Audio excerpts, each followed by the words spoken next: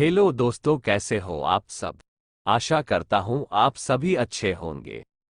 सबसे पहले आप सभी को 15 अगस्त की शुभकामनाएं। तो शुरू करते हैं आज का सेशन।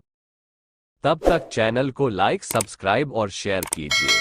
अंग्रेज इतनी आसानी से भारत को आज़ाद नहीं करते, लेकिन हमारे देश के वीर स्वतंत्रता सेनानियों के जोश, हौसले, जज्बे और बहादुरी के सामने अंग्रेजों को आखिरकार घुटने टेकने ही पड़े। और करीब 200 साल तक अंग्रेजों का गुलाम रहने के बाद हमारा वतन हिंदुस्तान आज़ाद हुआ।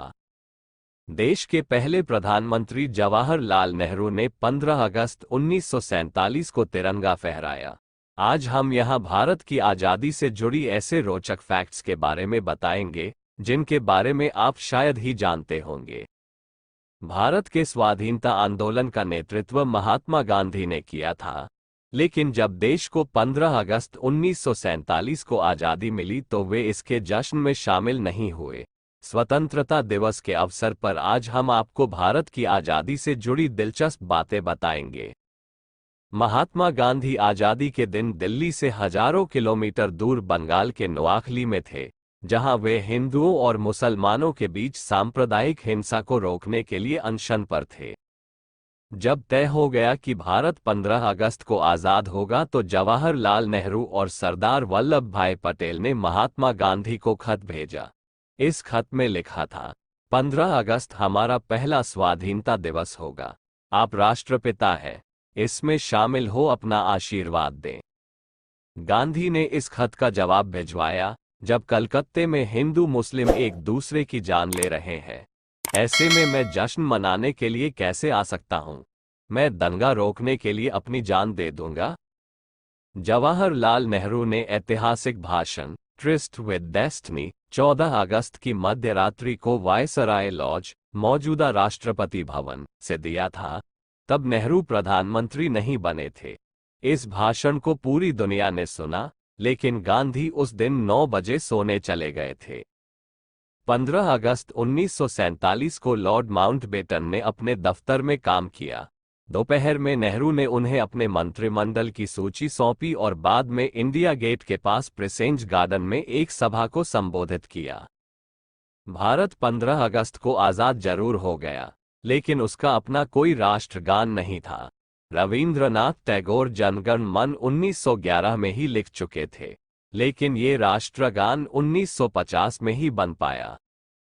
15 अगस्त 1947 को ₹1 $1 के बराबर था और सोने का भाव 88 रुपये 62 पैसे प्रति 10 ग्राम था। और 15 अगस्त के दिन ही वीर चक्र को मान्यता दी गई थी।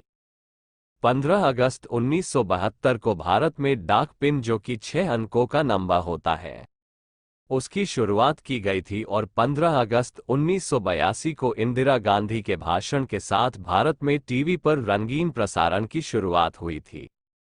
हर स्वतंत्रता दिवस पर भारतीय प्रधानमंत्री लाल किले से झंडा फहराते हैं, लेकिन 15 अगस्त 1947 को ऐसा नहीं हुआ था। लोकसभा सचिवालय के एक शोध पत्र के मुताबिक नेहरू ने 16 अगस्त 1947 को लाल किले से झंडा फहराया था। भारत के तत्कालीन वायसराय लॉर्ड माउंटबेटन के प्रेस सचिव कैंपबेल जॉनसन के मुताबिक मित्र देश की सेना के सामने जापान के समर्पण की दूसरी वर्षगांठ 15 अगस्त को पड़ रही थी। इसी दिन भारत को आज़ाद करने का फैसला हुआ। 15 अगस्त भारत के अलावा 3 अन्य देशों का भी स्वतंत्रता दिवस है।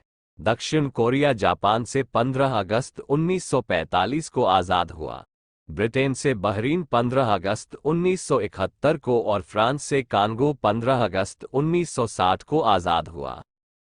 क्या आपको पता है कि 15 अगस्त तक भारत और पाकिस्तान के बीच की सीमा रेखा नहीं थी?